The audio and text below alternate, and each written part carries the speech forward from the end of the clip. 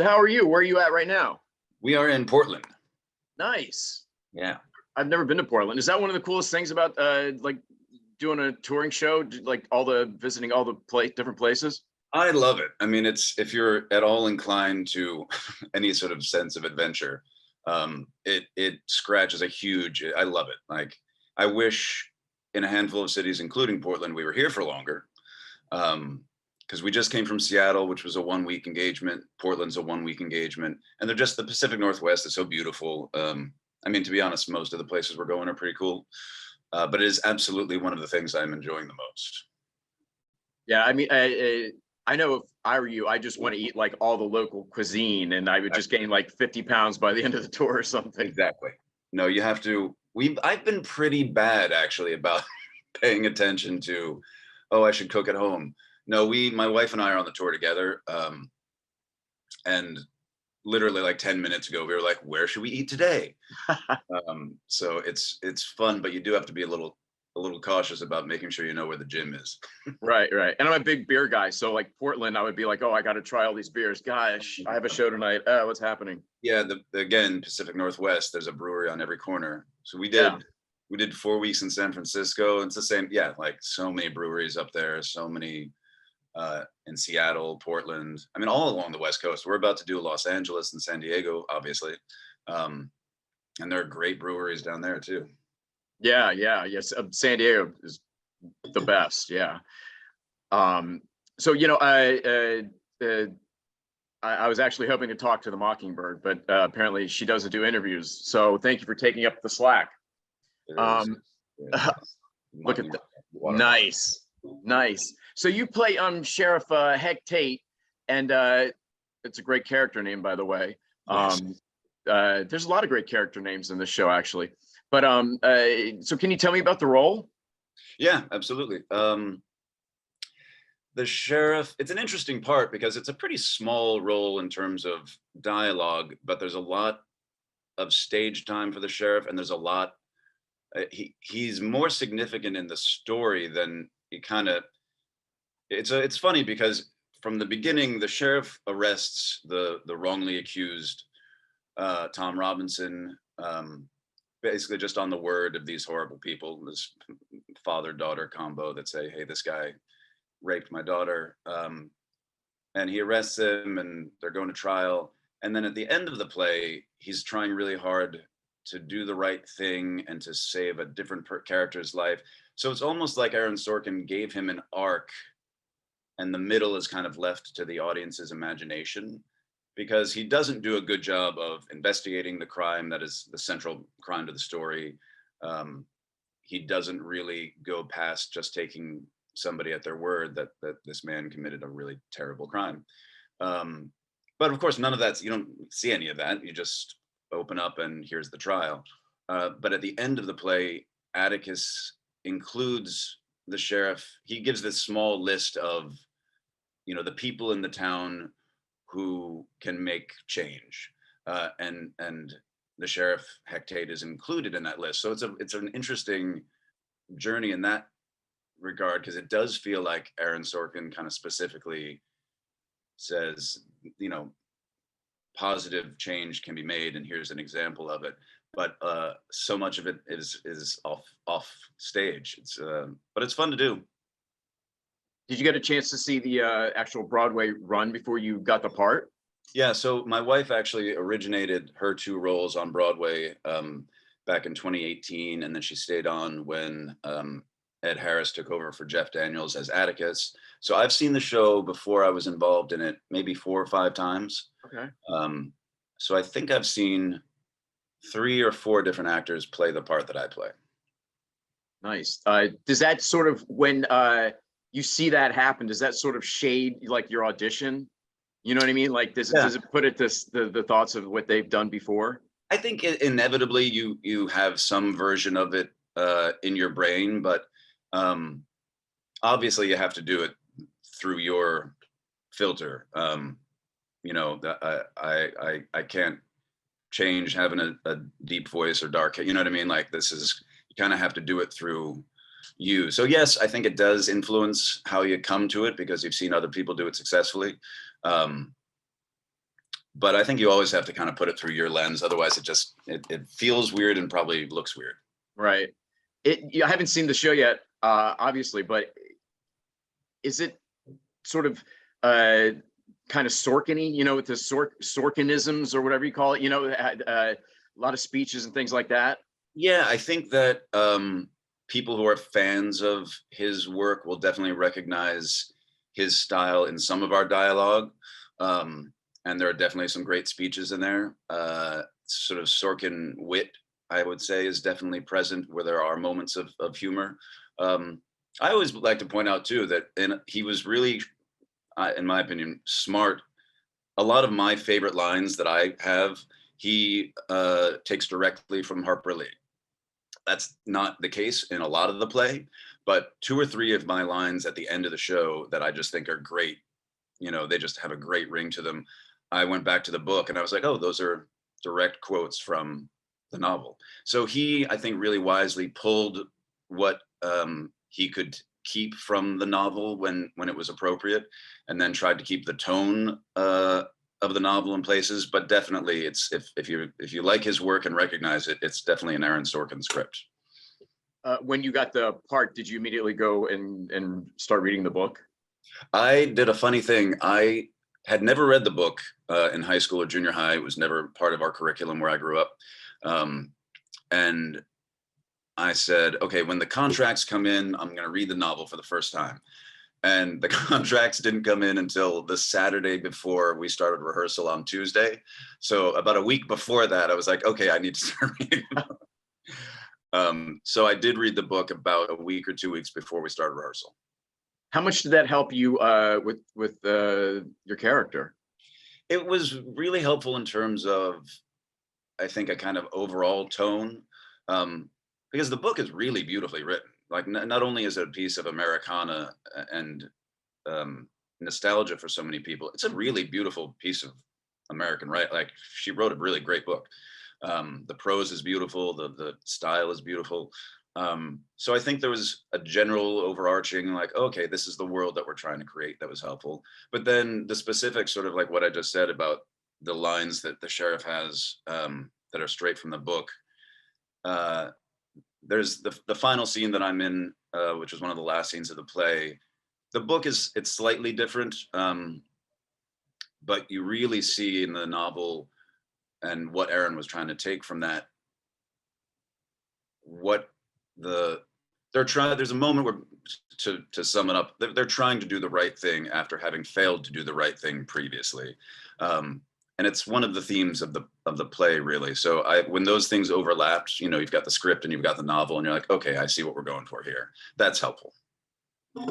There's not too many plays going on tour these days. I feel like, well, I'm hoping at least that this could be a trend. How are the audiences liking this? We're really, really lucky. The audiences have been amazing. And you're right, the plays touring is very rare. It's usually musicals that get to do this touring work. And we're playing, these 25, 26, 2,700 seat houses. And they've been great. And there's, we're at 85, 90, 95% capacity, which I think is, I want to believe that that's because people crave seeing a play in a scale like this. But it's also, a lot of people love this story. A lot of people know the movie or know the book, and it's one of their favorite movies or books, which I think helps us draw a good crowd. And I think the success that it had on Broadway, obviously it's a reputation behind it. And having Richard Thomas playing the lead can't hurt, because he's amazing in the part and kind of a beloved American actor. Right. Yeah, I was going to ask you about him. Like, how is it kind of working with him and kind of spending so much time and being in his presence on the road? It's amazing. I honestly couldn't speak highly enough of how fortunate we are to have him as a human being and as an actor, as the head of our company, because he is truly, like, without exaggeration, just a really nice, kind, funny, fun guy to be on the road with. And he likes touring. He's done, I think, 2 other national tours of plays in the last 15, 20 years. Because it's not for everybody. It's you pack up your life every week or 2 and go to a different city. Like, it's tricky. Most of our adult or maybe not most, but a lot of people have families that they've left behind for a period of time. So you've got a wife or husband or kids or something. So it's a lot to ask, but he really loves it, and he's an absolute trooper, and obviously a consummate professional, but kind of beyond that, just he's fun to be around, and he sets a great tone. And are you the understudy for him? I am, yeah. I read, I was like doing some research, and I saw that you have gone on for him like at least did, yeah. once. Yeah. So how is that? Is that like I've been asked to be an understudy a couple times, and one time during the show I was like, yeah, I'll do it. Thank God it never happened, because I would have just been like a mess. Yeah, I did it. So I've understudied several times, and as a graduate of the Old Globe there in San Diego, that's part of what the MFA students do, is understudy all those main stage productions.